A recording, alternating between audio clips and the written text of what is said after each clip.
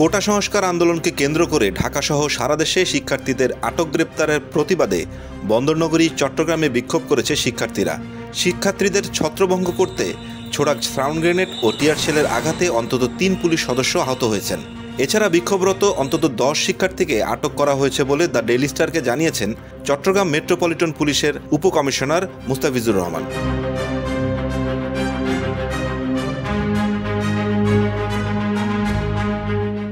পূর্ব ঘোষিত সিদ্ধান্ত অনুযায়ী আজ সোমবার বিকেল ৩:৩০টার দিকে নগরীর জামাল খান এলাকায় শিক্ষার্থীদের বিক্ষোভ করার কথা ছিল।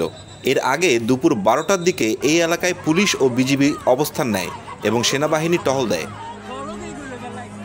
এছাড়াও নগরীর বিভিন্ন মোড়ে নতুন করে তল্লাশি চৌকি বসায় আইনশৃঙ্খলা রক্ষাকারী বাহিনী।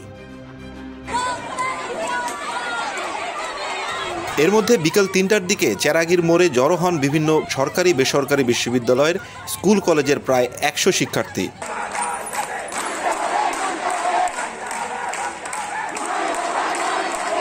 তখন চট্টগ্রাম সিটি কর্পোরেশনের স্থানীয় কাউন্সিলর শৈবাল দাস সুমনের নেতৃত্বে প্রায় ১০০ থেকে ১৫০ জন ছাত্রলীগ যুবলীগ কর্মী সেখানে যায় বলে প্রত্যক্ষদর্শীরা জানায়।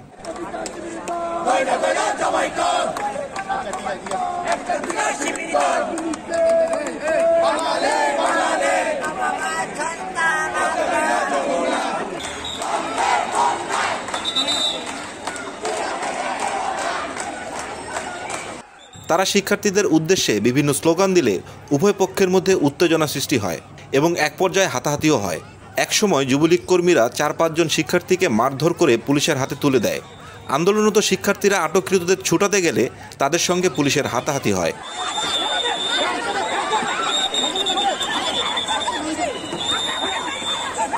পুলিশ সে সময় লাঠিচার্জ শুরু করলে শিক্ষার্থীরা রাস্তার অন্য পাশে সরে গিয়ে বসে অবস্থান নেয় এবং বিভিন্ন স্লোগান দেয়। বিকেল ৪টার দিকে পুলিশ আন্দোলনকারীদের উদ্দেশ্যে সাউন্ড গ্রেনেড ও টিয়ার শেল নিক্ষেপ করে। এগুলো ছোড়ার সময় ৩ পুলিশ সদস্য মাথায় চোখে গুরুতর আঘাত পান।